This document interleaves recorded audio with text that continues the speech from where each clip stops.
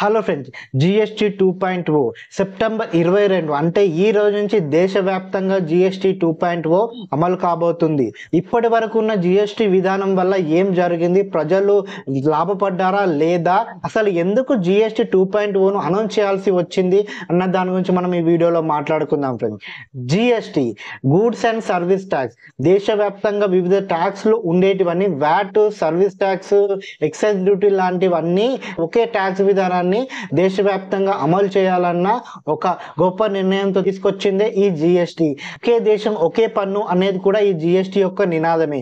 దీన్ని 2017లో మోడీ గారి గవర్నమెంట్ తీసుకొచ్చింది. అప్పుడున్న జిఎస్టీ స్లాబ్ల ప్రకారం 4 జిఎస్టీ స్లాబ్లు ఉండేవి. 5%, 12%, 18%, 28% అనమాట. అంటే 0% కలుపుకుంటే 5 స్లాబ్లు అని చెప్పవచ్చు.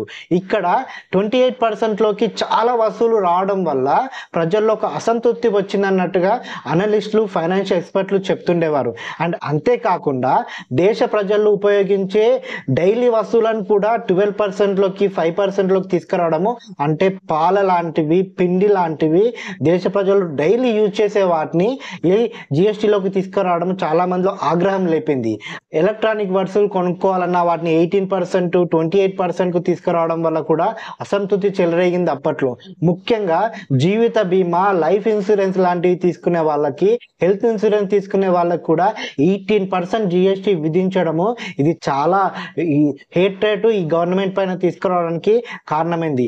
అంతేకాకుండా వ్యాపారంలో కూడా ఒక రకమైన కన్ఫ్యూజన్ ఉండేది. ఏ వస్తువు ఏ జిఎస్టీలోకి వస్తుందో అన్న దాన్ని క్లారిటీగా మెన్షన్ చేస్తూ ట్యాక్స్ ఫైల్ చేయాల్సి వచ్చేది.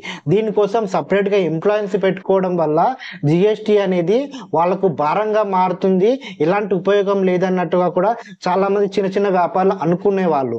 అండ్ ఇప్పటికీ కొన్ని వ్యాపారాలు మూతపడ్డాయి జిఎస్టీ విధానం వల్ల కూడా అని చాలా మంది తమ అభిప్రాయాలను వ్యక్తం చేస్తారు. ఇలాంటి జిఎస్టీని ప్రస్తుతం జిఎస్టీ 2.0గా కేంద్ర ప్రభుత్వము కొన్ని మార్పులు చేసి తీసుకొచ్చింది. ఈ మార్పులు ఏంటంటే, ఇప్పటి వరకు ఉన్న 4 స్లాబ్లలో ఇప్పుడు కేవలం 3 స్లాబ్లు మాత్రమే తీసుకొచ్చినట్టుగా ఉంది.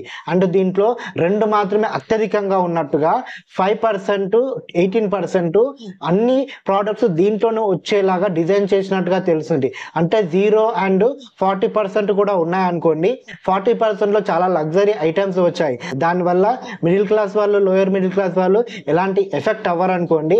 అండ్ ఇక్కడ ఈ జిఎస్టీలో ప్రజల్లో వ్యతిరేకతున్న ప్రోడక్ట్ల పైన 0% చేసి సెంట్రల్ గవర్నమెంట్ ప్రజలకి హెల్ప్ చేసినట్టుగా అర్థమవుతుంది. పాలు, రొట్టె, తినే వస్తువులు ఇలాంటి వాటన్నిటిని జిఎస్టీ 0%లోకి తీసుకొని చాలా హెల్ప్ చేసింది దేశ ప్రజలకి. నిత్యావసర వస్తువులని 5%లోకి తీసుకొని వచ్చింది. అండ్ టీవీలు, ఫ్రిడ్జ్లు, మోటార్ బైకులు ఇలాంటి కొన్ని ఐటమ్స్ని 18%లోకి తీసుకొచ్చి జిఎస్టీ విధానాన్ని 2.0 ఘనంగా అనౌన్స్ చేసింది. లగ్జరీ ఐటమ్స్, పెద్ద పెద్ద luxury cars and unhealthy products అంటే సిగరెట్, మందు ఇలాంటి వాటిని 40%లోకి తీసుకొచ్చింది. దీనిపైన మన మోడీ గారు మాట్లాడుతూ జిఎస్టీ 2.0 సెప్టెంబర్ 22వ తారీఖు నుంచి స్టార్ట్ అవుతుంది. దసరా కానుకగా దేశ ప్రజలకు మేము ఇస్తున్న కానుక ఇది. రేపటి నుంచి జిఎస్టీ బచావ్ ఉత్సవ్ స్టార్ట్ అవుతుంది. నాగరిక్ దేవోభవ అంటూ ఒక స్లోగన్ ఇస్తూ తన ఒపీనియన్ని చెప్పేశారు. దీనివల్ల దేశ ప్రజలు 2.5 లక్షల కోట్ల వరకు ఆదా అవుతుందని, దీన్ని వాళ్ళు సేవ్ చేసుకోవచ్చు అన్నట్టుగా కూడా మాట్లాడారు. నిజంగా ఈ జిఎస్టీ 2.0ని ప్రతి ఒక్కరు ఆహ్వానిస్తూనే కొన్ని క్వశ్చన్స్ కూడా అడుగుతున్నారు. ఇప్పటి వరకు జిఎస్టీ వల్ల దేశ ప్రజల నుంచి కేంద్ర ప్రభుత్వం ఎంత తీసుకుంది, వాటన్నిటిని ఎక్కడ ఉపయోగించింది, అండ్ ఇప్పటి వరకు కూడా దేశంలో ఉన్న ప్రోడక్ట్స్ అన్నిటిని జిఎస్టీలోకి తీసుకొస్తా అని చెప్పిన కేంద్ర ప్రభుత్వము పెట్రోల్ని ఎందుకు జిఎస్టీలోకి తీసుకురావట్లేదు, ప్రజలకు ఉపయోగపడేదా ఇది కాదా అన్నది ఇంకా క్లారిటీ లేదు అన్నట్టుగా కూడా మాట్లాడుతున్నారు. అండ్ దీని ద్వారా దేశ ప్రజలకు ఎలా ఉపయోగపడుతుంది, ఇప్పటి వరకు మేము చేసిన ఖర్చులు తగ్గుతాయి తప్ప మాకంటూ సేవింగ్స్ ఉండవు, ప్రజలకు సేవింగ్స్ ఉండే ఉపయోగకరమైనవి ఇంకా కొన్ని తీసుకురావాలి కేంద్ర ప్రభుత్వం అన్నట్టుగా కూడా మాట్లాడుతున్నారు. అది నిజమే కదా ఫ్రెండ్స్. ఇప్పటి వరకు పెట్రోల్ని ఎందుకు జిఎస్టీ పరిధిలోకి తీసుకురాలేదు, పెట్రోల్ని జిఎస్టీ పరిధిలోకి తీసుకొస్తే దేశంలో చాలా వస్తువులపైన రేట్లు తగ్గిపోతాయి, చాలా ఉపయోగకరంగా ఉంటుంది దేశ ప్రజలకు.